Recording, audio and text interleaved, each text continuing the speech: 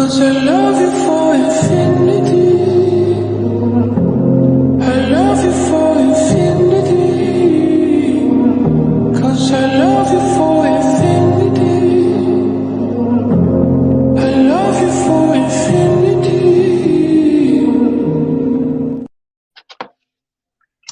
All right, so hi everybody. I'm Lois from JVO Bullies. I am not Lance. I am Jameson with Noble South Bullies. So Jameson has graciously agreed to fill in for Lance tonight because he's working. So he actually has something to do, but hopefully he'll get to join us in the comment section today. And guys, make sure that you come in when you come in and say hi in the chat. Just say hi. Share this video out. Send it to a friend. Tag a friend. Make sure you do hashtag BWO so know that you shared. And that'll help. We have a couple things to give away this evening. So we're really excited about that. And we decided this evening we're going to do open forum. So if you guys have questions for us, we can only speak on behalf of ourselves. Hey, John. John, if you want to join us, let us know. We'll add you to the live stream. Hi, Furman. Thank you for sharing. I appreciate you.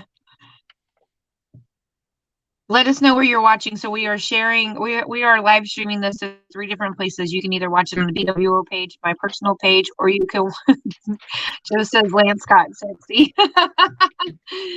Or you can see it on my YouTube channel. So those are 3 places that you can watch this live stream. So let me know if you want to be added, John, to come in and just hang out and talk with us. You're more than welcome to do that.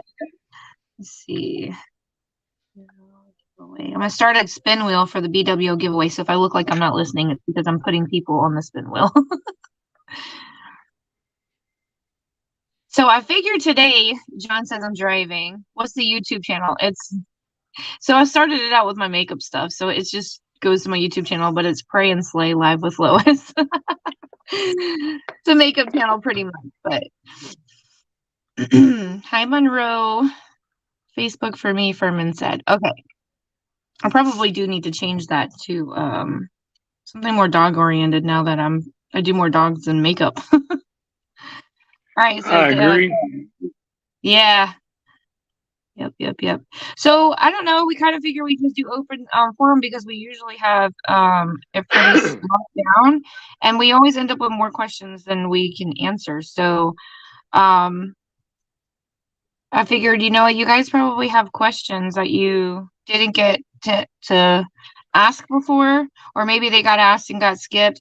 I don't know, certain, stuff like that. But, we're basically, if you guys don't know what BWO is, we are a group of kennels, individual kennels that make up the BWO. And what we do is we're a show group. So we go to shows, we train and show our own dogs, and just a really big family of folks, and we support each other and other people in our community, and we love doing it.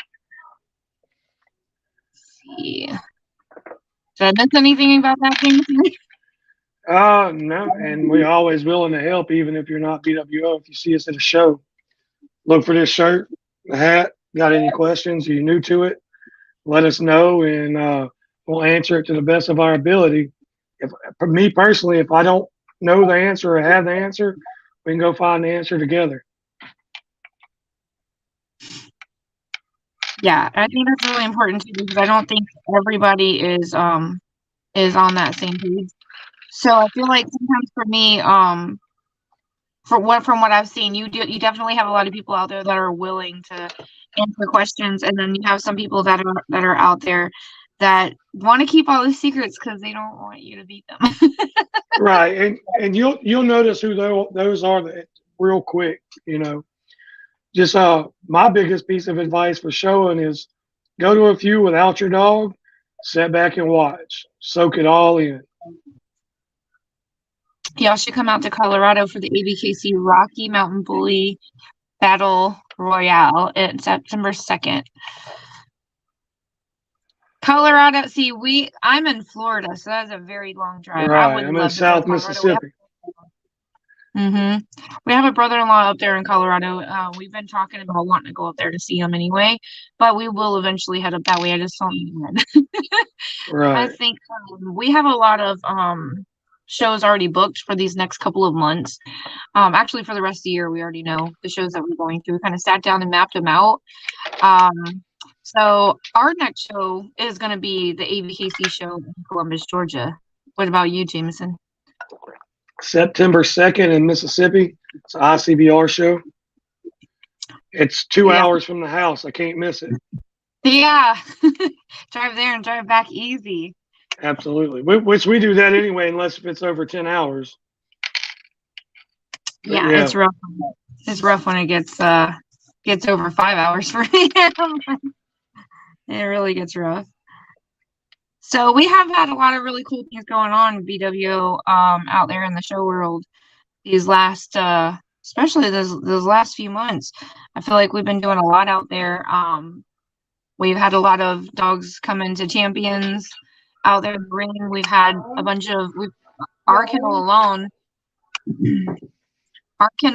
has like we took Beefcake out there. We've champed him in 2 registries this year, and he's got his first 2 best in shows, so that's pretty exciting for JVille Bullies over here.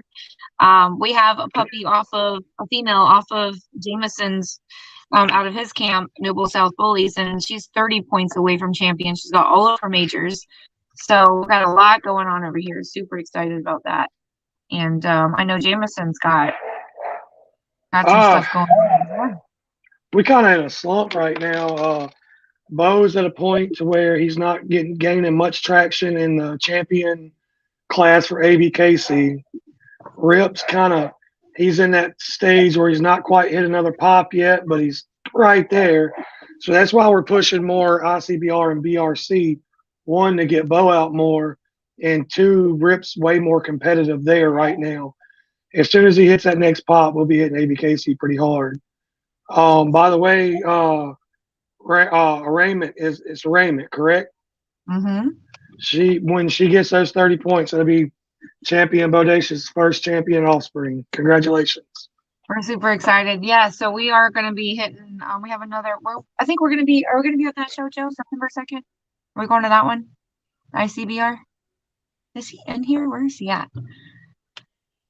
All right, so I'm pretty sure. I'm almost positive we're going to that one. I don't know.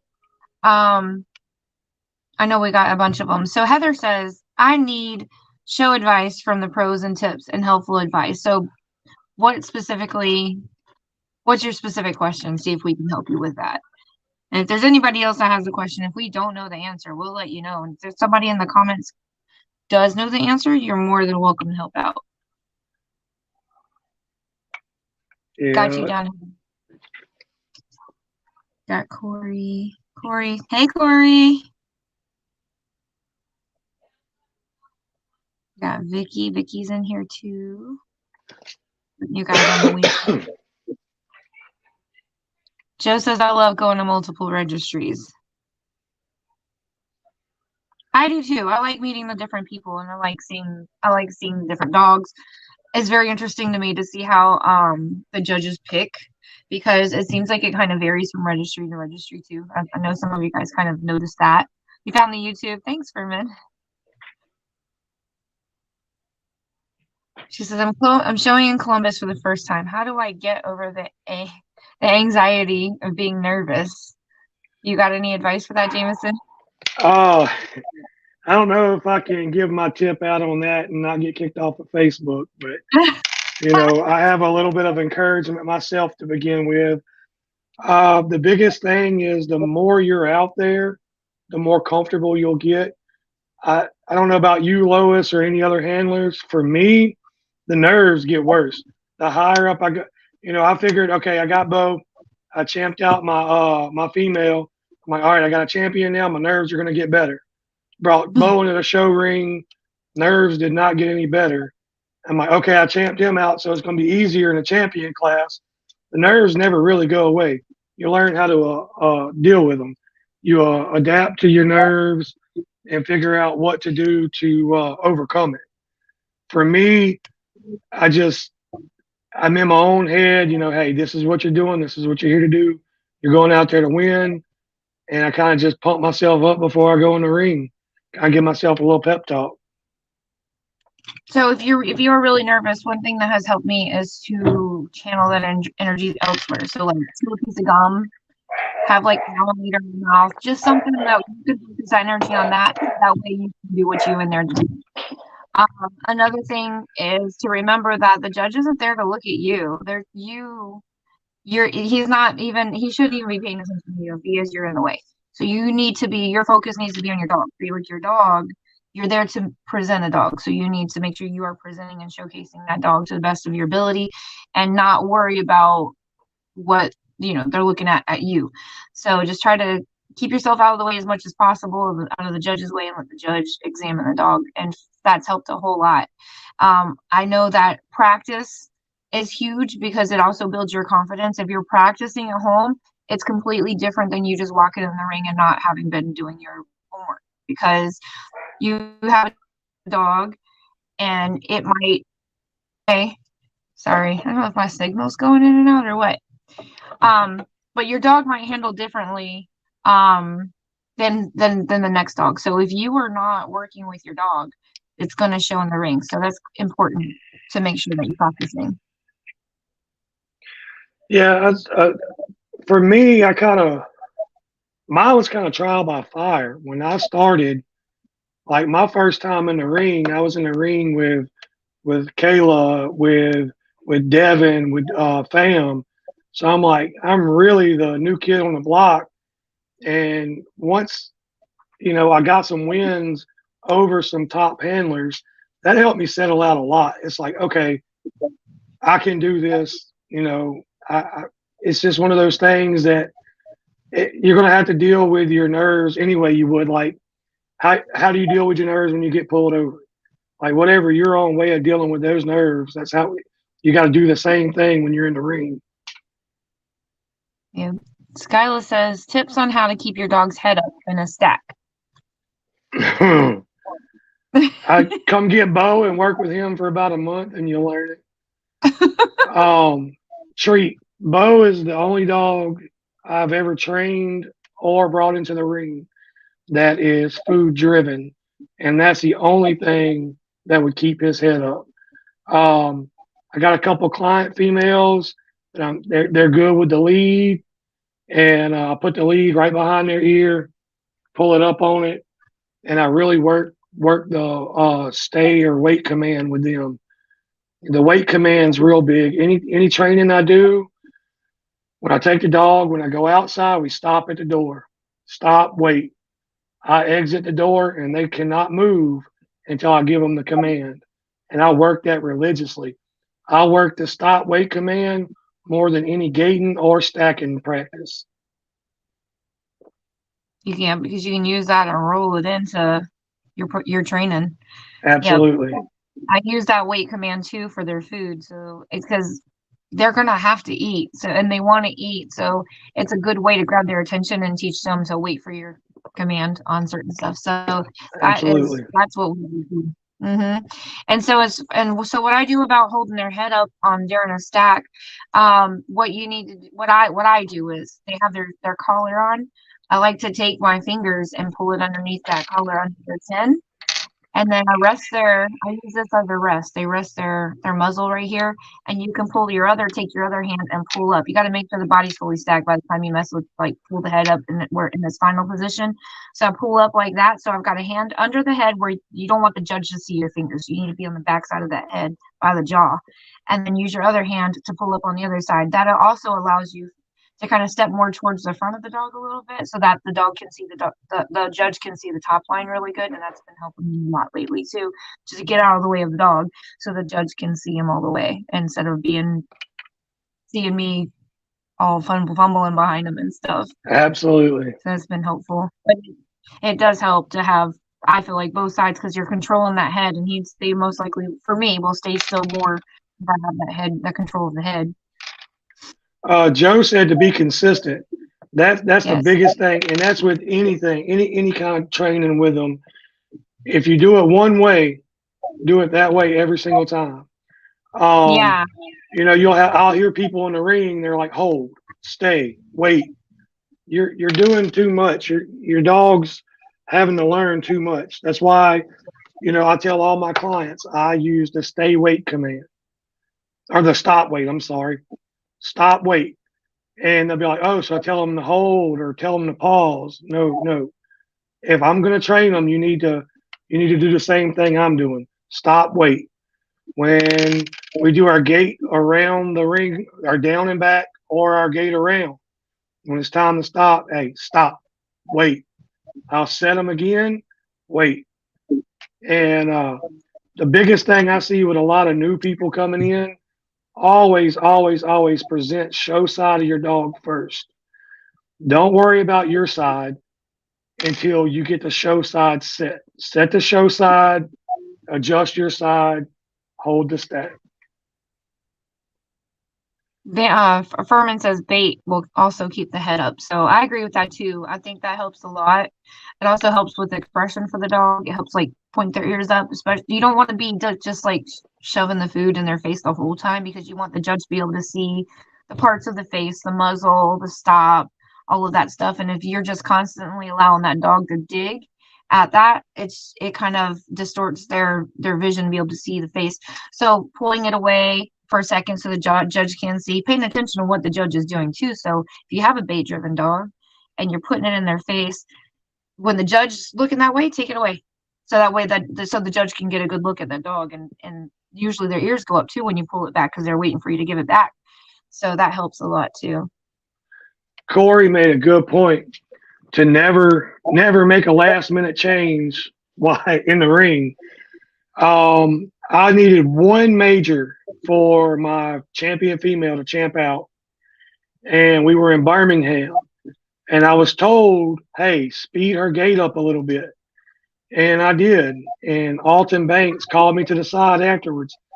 He said, you cost her the major because you sped her up too fast and you made her look really bad.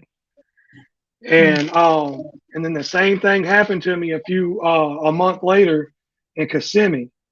I was under Lou, I think. Yeah, Lou. And when I stacked her, had started training a new method. And when I did it in the ring for the first time, I actually caused her elbows to pop out. And they couldn't have popped out at the worst time. They popped out as Lou was coming to the front of the dog. And he pulled me to the side. And he said, hey, you had a little too much pressure on her. You caused her elbow to pop out, and you caused her the major. So, learning if you learn anything, learn whatever you practice at home. That's what you need to be doing in the ring. Don't make any adjustments if you hadn't had time to practice it. Yeah. So Dan's asking what shows, next shows we're going to. So I think we answered that right before you popped on, but we will be going to ABKC in Columbus, Georgia. Not this weekend, but the following weekend. That's going to be our next show. And then Jameson, you're doing ICBR? Yeah, December. Whoa, I'm way ahead. September 2nd, ICBR in Jackson, Mississippi. Yeah. And then I don't have another one on our schedule until October 21st, which is also in Mississippi. It's a BRC in Biloxi. Herman says he's lucky and he had a great handler to train his female, and it helps tremendously. Yeah, it's that also helps with the nerves because then you're not in the ring. Yeah, it definitely does help when you have somebody that you have a great dog and you're like, man, I don't want to mess this up. Do your research, find somebody that's going to be good with your dog. I can't stress that enough. Please do your research because there are so many stories out there floating about these people that are killing dogs. And I mean, it's crazy. Please do your research, find a reputable trainer, somebody that up at their house, they welcome you in. You know what I mean? That's so important. Don't just send your dog with somebody and not have asked people or gone to their house or whatever. I think it's important that they be willing to open their door. And if you got somebody that says, no, you're not allowed to pop up here, then that's a problem. Big problem. Another thing, a big piece of advice, probably the biggest I'll ever be able to give on handling, don't be afraid of a hard dog. Before Bodacious, I was a terrible handler. I was in the ring. I was sweating bullets, uh, overworking the dog. I got Bo, and when Kayla brought me Bo, like she couldn't even walk him on the lead. That's how skittish he was. He did not like the lead. He didn't want to work on the lead. He was a very, very, very tough dog to train, and I learned more with him than I have with any other dog I've ever touched. Don't be afraid of a hard dog. Having a hard dog, y'all are going to learn together. The biggest thing with a hard dog is once you start falling on bad habits, it's time to put it up for the day. Says Billy Joe says, what advice would you give someone who's getting into showing for the first time? I would say attend at least 5 shows without your dogs with you. Set ringside for the all breed, set ringside for the bully classes, champion classes, and the best in show. Watch them, soak it in. Yeah. Yeah. Soak it in. You will quickly find out who the better handlers are. If you happen to be at a show where Christopher Nightingale or Devin Ferrara or Hannah or somebody like that is, find them wherever they're at in the ring. Watch them and learn. Yeah, that's good advice. We went to the shows before we ever took a dog to go show. It is very important because you'll learn the rhythm of things. And depending on which registry you go to, like ABKC is very I would say rhythmic. It's like you go in, they do everything the same way. Well, every once in a while you have a judge that'll tell you to gate first before you stack, like the whole class. Like I've seen that, but it's very rare. Yeah. A lot of times you're going to stack your dog. They're going to examine each dog. They're going to do you an up and back and then around. You come back and restack your dog. Everybody gates together and then they pick somebody. Now, when you go into registries like UKC, the judges all examine the dog differently. You have to pay attention to the judge, but there are little things that you can pay attention to, like when you do go to ABKC, like is the judge going to get your dog's attention with a clicker? Are they going to just snap their fingers? Like, what are they going to do? Like, pay attention. A lot of the stuff that they do the same with every single dog. So it kind of give you the upper hand, because when you go in there, you're not like, oh, what am I supposed to do? Where did you want me to stand? You're going to go in there and not draw negative attention from the judge. You're going to go in there and do, yeah. Let's see. Corey says to progress as a handler, you have to step out of your comfort zone and pay attention to them. It will teach you as much as you teach it. Absolutely. Exactly what I was saying about Bo. Bodacious taught me a lot. They had nights I'd come inside and I told Nicky, I'm done. Can't do it. And I put the lead on him and he rolls over on his back and won't do nothing. And I just kept at it. I figured out what got him to go. And, and once you figure your dog out, it gets a lot easier. Another big thing is the bond with your dog. If the dog don't like you, it's not going to perform for you. That's very true. That's very true. I got the one that I got down here.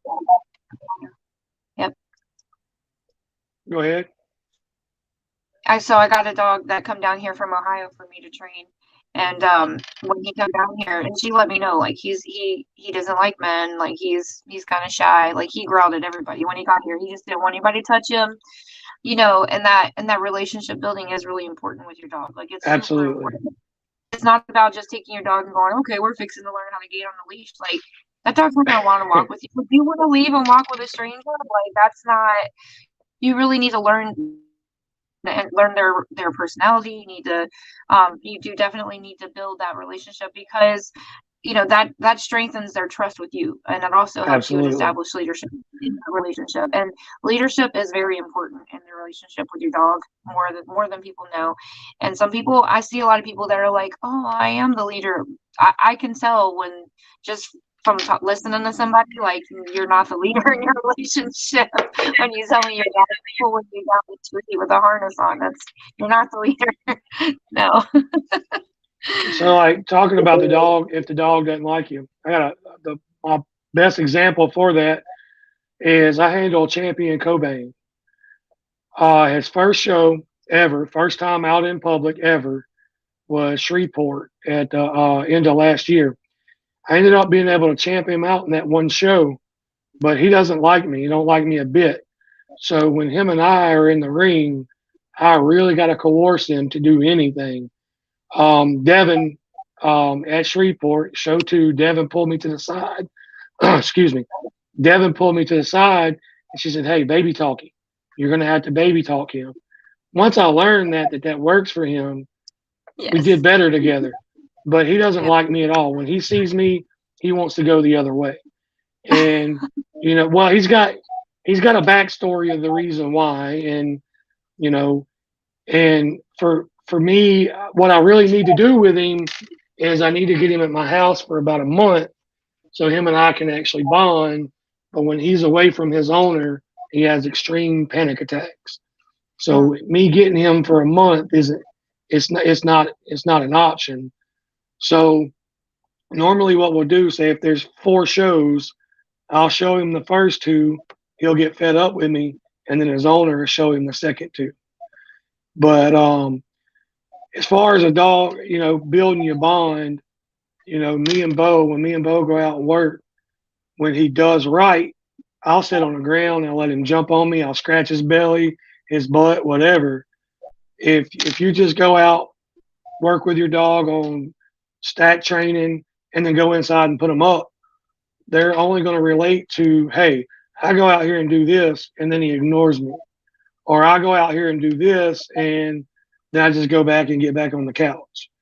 If your dog's got a favorite bone or a favorite ball or toy, bring it outside. Get a good 2-minute stack session, throw the ball, let him chew on the bone, something like that to show the dog that, hey, if I work, I get rewarded. I mean, if anybody that's got a dog knows that they really like to be rewarded, whether it's with love, uh, playtime. My champion female, November Rain, her thing was she knew when she got out of the ring that my wife had a piece of beef jerky. So she would just about pull me down to go get the piece of beef jerky because she knew that was a reward. In the ring, she wouldn't eat anything. No bait training. Like if you put bait in front of her face, she's just going to sit there and look at you like you're stupid. But she knew once the ribbon was put in my hand to be looking for my wife, she had her piece of beef jerky.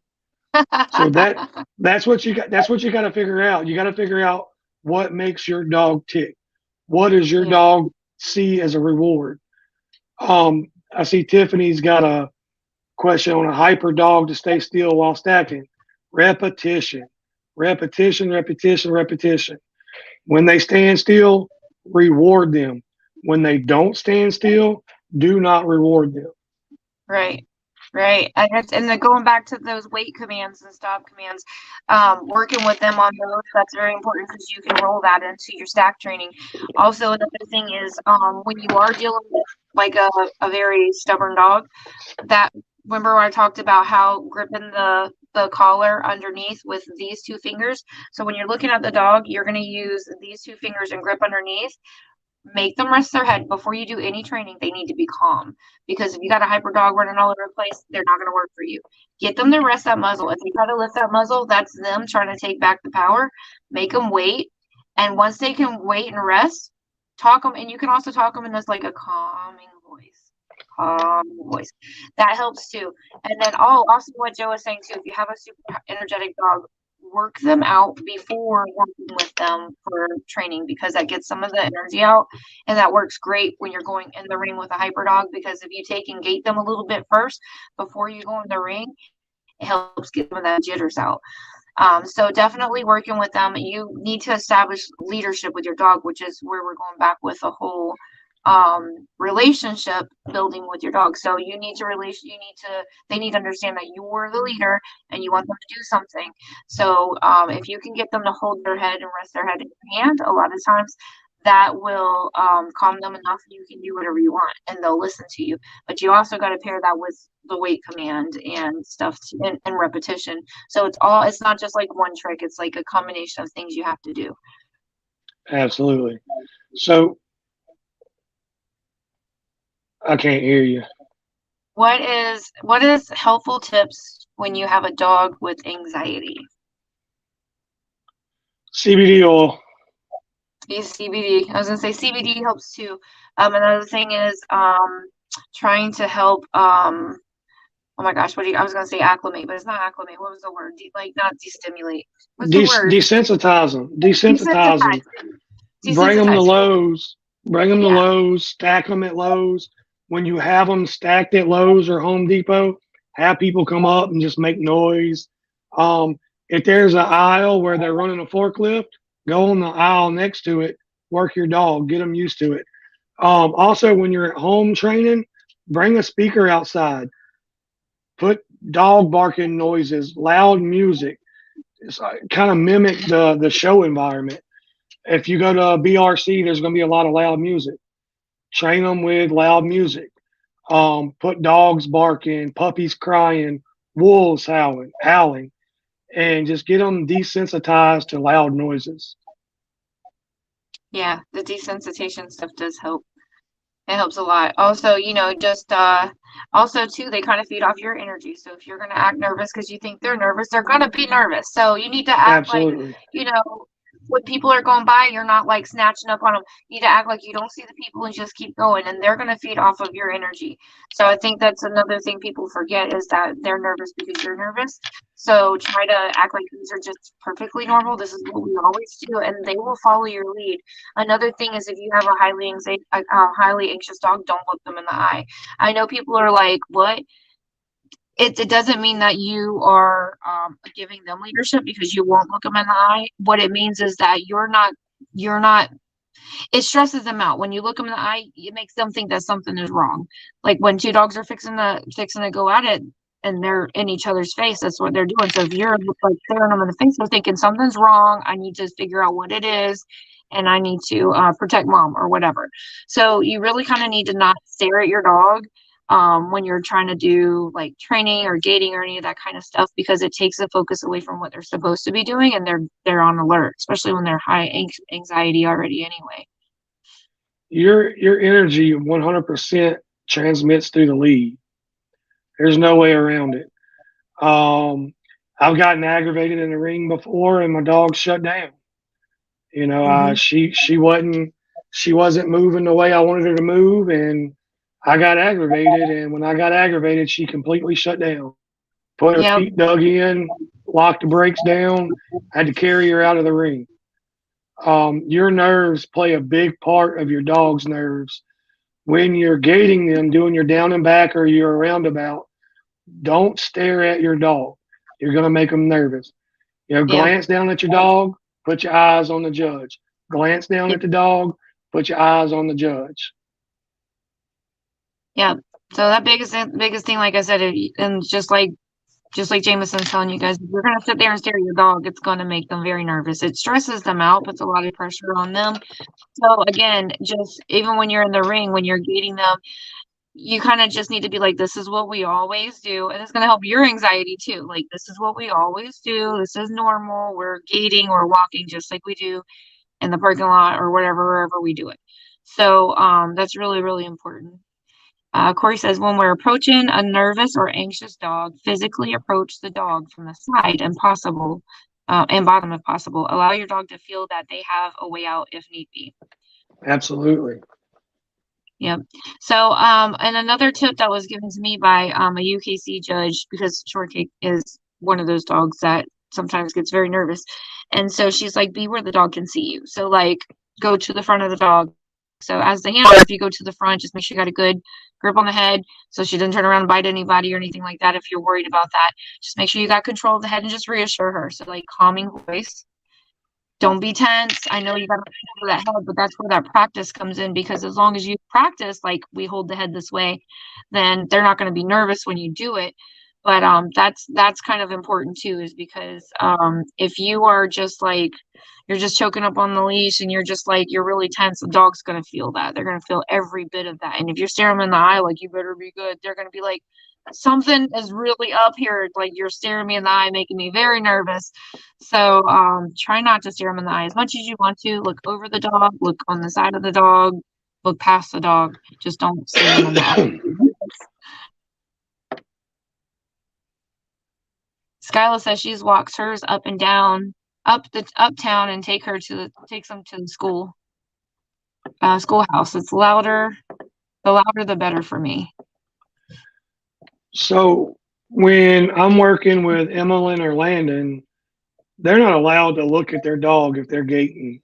Their eyes stay on me the whole time. And that comes from, I can't remember what judge. It may have been Cindy. Yeah, it was Miss Cindy. It was Landon's first time to ever show under Cindy. And she came to me and she's like, he's looking at that dog entirely too much. So from then on out, when they're training at the house, unless if they're stacking the dog, their eyes are on me.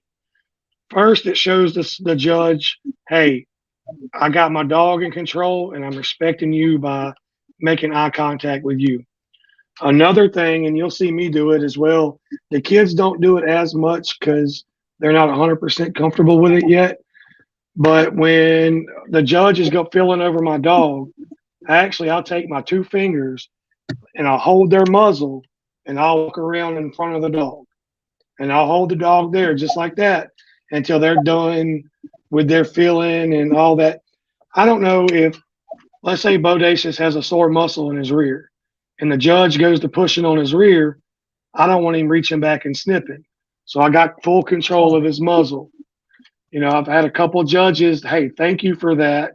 You know, I appreciate you for that.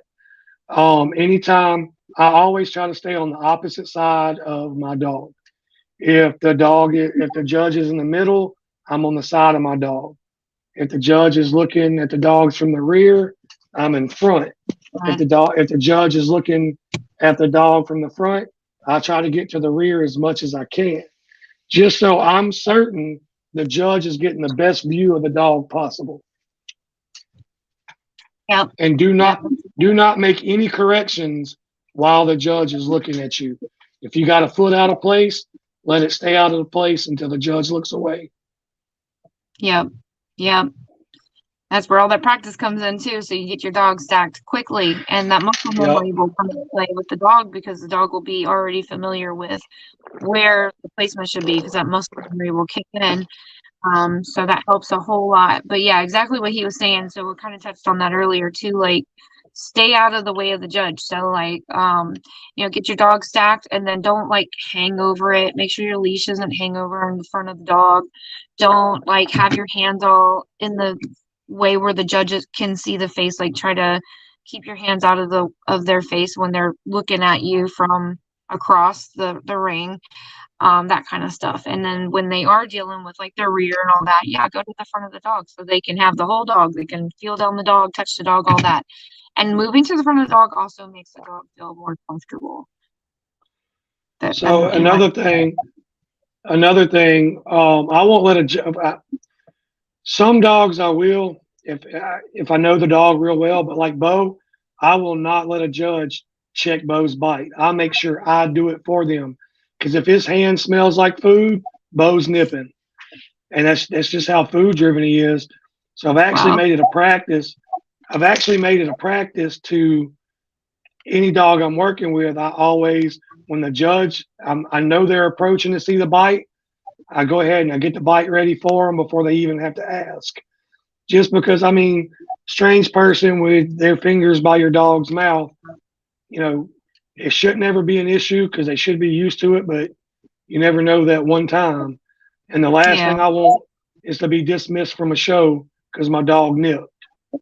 Yeah. Yep. Bo will take your finger off for some food.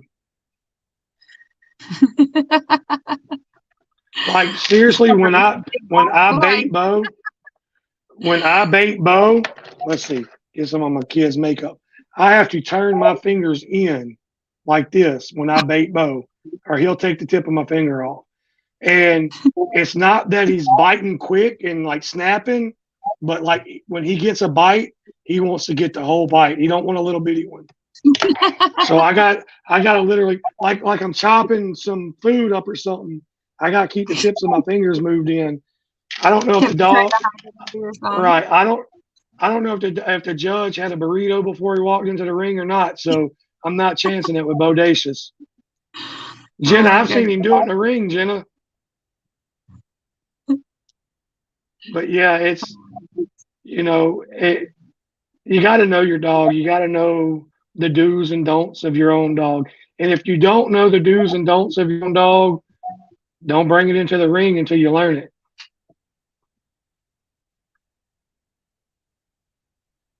We had to teach gentle as a command with Kevin. Yeah, Yep. we use easy. Yep. Yep. I've I done that. see. If you guys have an issue, like if you are giving your dog treat or you're hand feeding your dog, and that does help a lot too during training. You can hand feed your dog at like mealtime. You can incorporate that in training too, so that way you're not having to do it separate. But what you can do if you have a dog that is like that in the ring, it's a little different because you're working. But when you're at home, you can take that treat, put it in your hand, turn your hand backwards.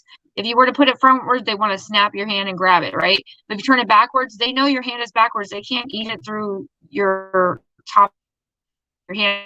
So they're going to an inch away or inch around to the front. So it slows them down a lot. And then you can turn your hand over and give it to them, and they're so much calmer with it. It's a huge difference. Oh, next time we're at a show together, I'm going to put a Slim Jim in your hand and try that with Bo.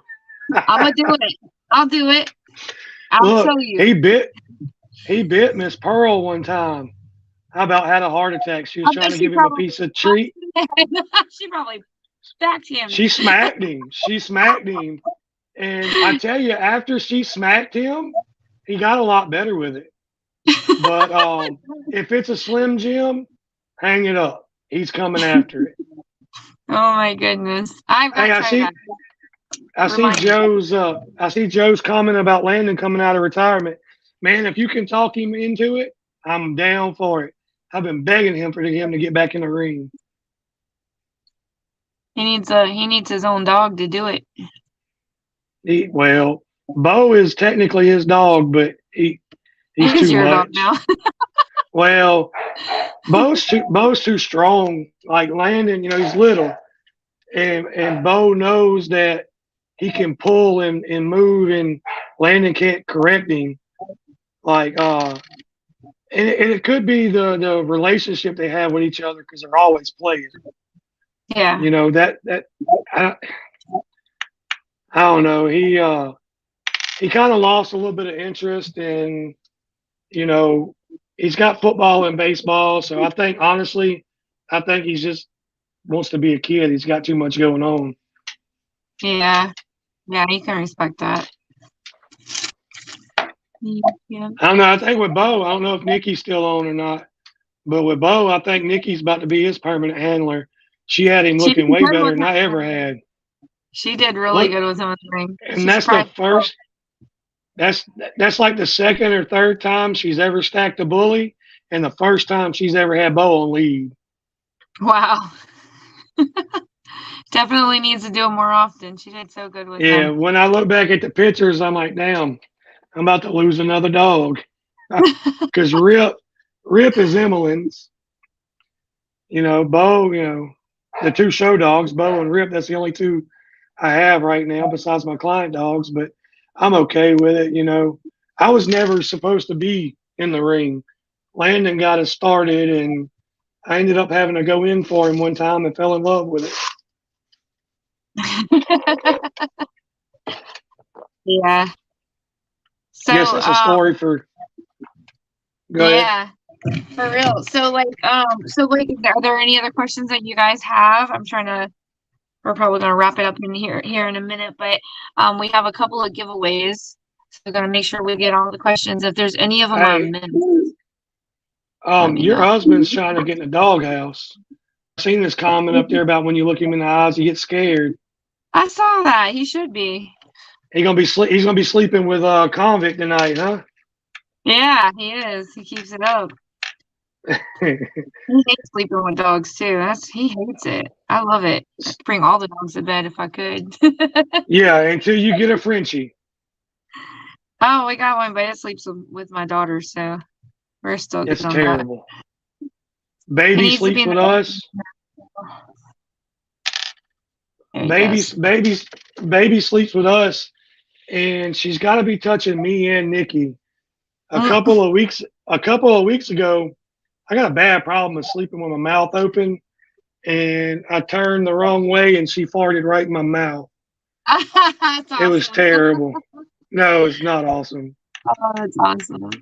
There was one time because we sleep with the fan on, so I forget which dog it was that we had on the bed. It may have been Beefcake or something. I don't know, but whoever it was let it rip, and that fan blew it right up to our face. It was the worst thing ever. I was like, take that dog out to poo. I know he's got to go. I know. That's baby in the car. When we're in the car, you can tell when she's got to go because the farts get worse and worse and worse. That is insane. All right, so I saw Jerry James in the comment section here somewhere. If you guys are not familiar with Jerry James, you guys please do follow Jerry James. I'm going to show you what his logo looks like. He's over on Facebook with Dubtown Bullies. This is his logo right here. So Jerry James. Jerry, if you're here, say hi to everybody. You guys go follow him. Jerry donating his service to us. Hide. Come on. There we go. Jerry's been donating his service to us every single podcast, which is really godsend because it's taught us a lot too about our breedings. And so we've had a few people that have used his service that wanted to breed some dogs, and then after talking to Jerry, decided to change their mind. So there's Jerry. And there's a couple of them that he confirmed that he said, hey, would be a great breeding. So this helps, especially Jerry can probably explain it to you better if you would like to use his service. Hey, Trey. So what Jerry does is you give him your dog's information, and he will plug it in his system and let you know like what the risk factor is as far as like, you know, like if you have too much of this dog in your pet or what kind of damage it could cause for your litter. So it's kind of important, you know, it tells you, you know, what, you know, it helps you build what it is that you're trying to build. And so it'll also help you save money for a train wreck that you may have had. So it's really important you get with him if you really want to understand, especially if you are new to breeding. It could help a lot. If you're thinking about doing line breedings or inbreedings, it really would help a lot. So yes, inbreeding coefficient. So Jerry James could definitely help you out with that. Get a hold of him. He's actually very reasonably priced. Like you wouldn't believe how reasonable he is, and he is full of knowledge and can give you so much knowledge on that. Trey says, I need to sign my application for BWO. I'm qualified. Coefficient of inbreeding. There you go. All right, so we're gonna find out who's gonna win one of I got a these. quick question for Jerry, since he's on the live here. What percentage is a comfortable percentage for you on the coefficient? And there's a lag in the videos. Yeah, I like to stay under 25% myself. And we did invite Jerry James on one time. Like he spilled a whole lot of information. If you guys would like a link to that podcast, let me know. I can forward that to you. But he has also been on several podcasts to talk about the COIs that he does. And 20% max, he said, for him. Yep. 20%. All right, so there's going to be one lucky person that's going to win one of his services. And so I'm going to find out who that is. You ready?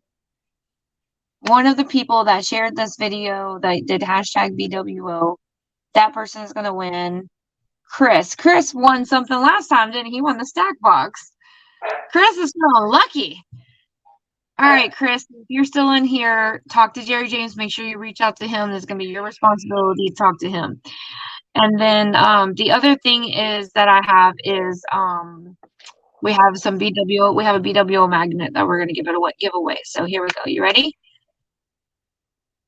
One person, Chris, cannot win again. So that was him. Who was that? Monroe Myers. Congratulations. You won a free BWO magnet. Make sure you get with me. I need your email address and shipping address. It's going to be your responsibility to send that to me. Okay. So, but yeah, is there anything else that you guys can think of? This was a really informational podcast. I thought this was so important to do. And we had a lot of people in the comment section that gave some really great information, insight, and their experience as well. If you're watching this and you didn't have a chance to go through the comments, please go through the comments so that way you can see some of these experienced handlers, trainers, breeders, all the good people that have handled their dogs and trained their dogs in the past, they have some great information. And so don't just listen to the podcast. Please go back and read the comments. That was really cool. Most of the comments came through on the BWO page, but there are comments on my profile, the page where it's airing on my profile, and also on the YouTube channel. So if you guys are watching from YouTube, thanks for watching over on YouTube. I don't ever get much traction over there. I used to use YouTube a whole lot, and then they kept changing their rules, so I stopped.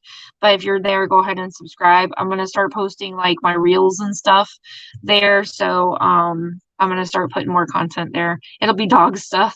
You won't see much makeup stuff there anymore. I don't have time. So, all right. So look for us, you guys. If you guys are going to the show, stop in, look for the BWO. We sometimes have tents up. We might have signs up. We might just have a t-shirt on. Might just have a hat on. Whatever it is, you see that logo, stop and say hi to us. Take a picture with us. We'll post you guys on our BWO page. If you see us out and about and you take a picture with your phone, then tag the BWO page and we'll put your picture on our profile. So for sure, make sure that you guys join us next month. So we should be back to our regular scheduled programming where we'll be interviewing one of our kennels on that podcast. Will be the second Wednesday of next month. Let me see who that is. Hold on. Joe said, who is it? Let me look. Give her a minute, Joe. All right, highlighted kennels. Okay. All right, so the highlighted kennel for this coming month is going to be our new guys, Team Page Kennels. That's going to be Bri and Emmy. Brian and Emmy. So they have been killing it out there lately. If you guys don't follow them already, look up Team Page Kennels.